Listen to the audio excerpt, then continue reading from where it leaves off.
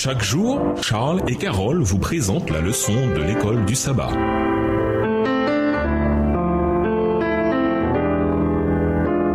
Bienvenue dans notre émission Dieu nous parle. Nous sont de mercredi entre terre et mer. Les images de la terre et de la mer dans la Bible, notamment pour les prophéties, peuvent nous apprendre beaucoup. Réfléchissez au cas des symboles de la terre et de la mer dans les prophéties bibliques qui sont nettement opposés. Symboliquement, quand la terre et la mer sont juxtaposées, la terre représente souvent le monde ordonné ou même la terre d'Israël, tandis que la mer fait référence aux nations païennes qui la menacent, comme la mer menace la terre. Extrait de Sealed Saints and the Tribulation, Saints scellés et tribulation, dans Symposium on Revelation, Symposium sur l'Apocalypse, au volume 1, à la page 260. Dans ce raisonnement, la terre est un lieu de stabilité établi sur le gouvernement de Dieu. La mer représente l'agitation précaire des nations établies sur l'orgueil humain. Gardons cette idée en tête et lisons Apocalypse 12, les versets 15 et 16 et Apocalypse 13, les versets 1 et 11.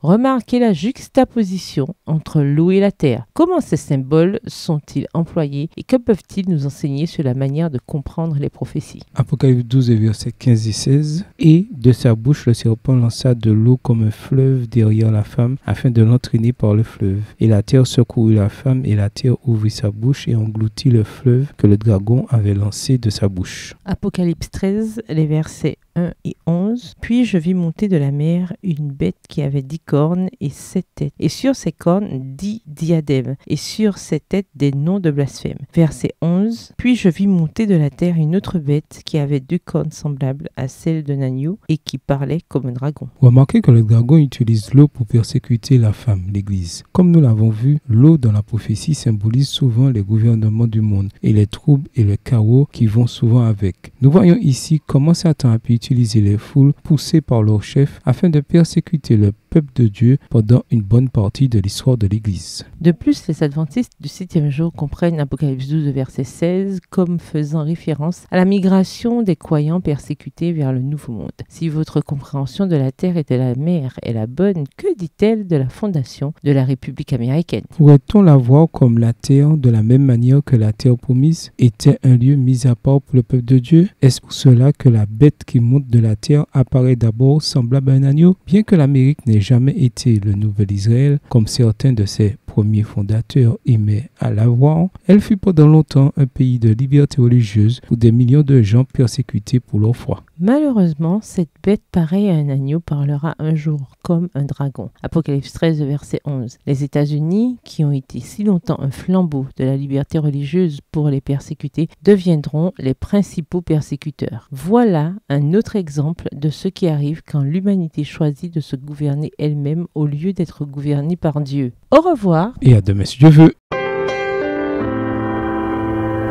Dieu nous parle. Chaque jour, Charles et Carole vous présentent la leçon de l'école du sabbat.